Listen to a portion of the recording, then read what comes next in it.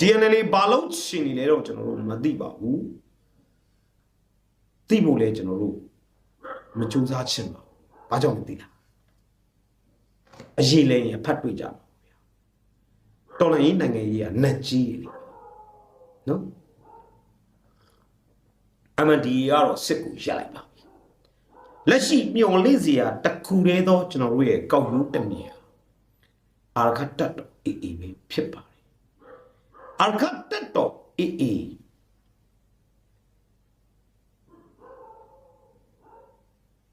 မဟာထိုးစစ်ကြီးဆင်နွှဲနိုင်ဖို့ကျွန်တော်စူးစမ်းပေးရပါလိမ့်မယ်အဲ့တော့ဒီနေရာကနေလူမျိုးကျော်ကတိုက်တွန်းစော်လို့တာက PDF တွေလက်နက်ကတော်လိုက်ရေးစင်နွဲနေသူတွေကအာခတ်တက်တော့အေးနဲ့ရအောင်ဆက်သွယ်ပူပေါင်းပြီးနိုင်လုံးဆိုင်ထိုးစစ်တပ်ပေါင်းစုကြီးအဆင့်ကိုအကောင့်ထဲပေါ်ချဖို့ဒီအချိန်ဟာအင်မတန်အရေးပါတဲ့အချိန်ပါလက်ရှိအချိန်တွေမှာကျွန်တော်ထုတ်ပေါ်ပြောလို့မရတဲ့ကိစ္စတွေအများပြားရှိတယ်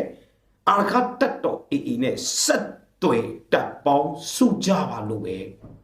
ကျွန်တော်ထွက်ပြောလိုက်ပါတယ်လက်နက်ကိုင်တပ်ဖွဲ့အသီးသီးတို့တေးဒီဖြစ်စီကြီးဒီဖြစ်စီငယ်ဒီဖြစ်စီအာခတ်တက်တော့အေးနဲ့ဆက်တွေ့ပူပေါင်းပြီးနိုင်ငံလုံးဆိုင်ရာမဟာထိုးစစ်ကိုအကောင့်တွေပေါ်ကြပါလို့ပဲတိတိကျကျပြောလိုက်ခြင်းတယ်ဘာကြောင့်လဲဘလို့လဲတွေကျွန်တော်မရှင်းပြတော့ဟုတ်ပြီနော်ဒါကလက်ရှိတိုက်ပွဲစစ်ပွဲတွေရဲ့အခြေအနေနောက်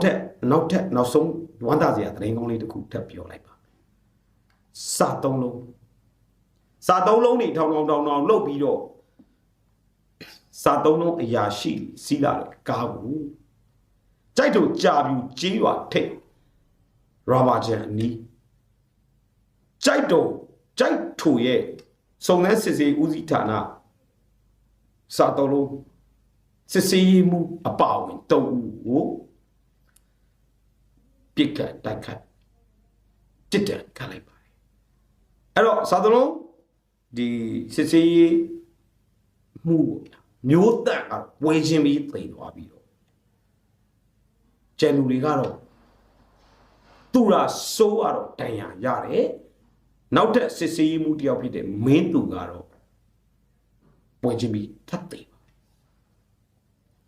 အဲ့တော့Honda Fit နဲ့လာတာ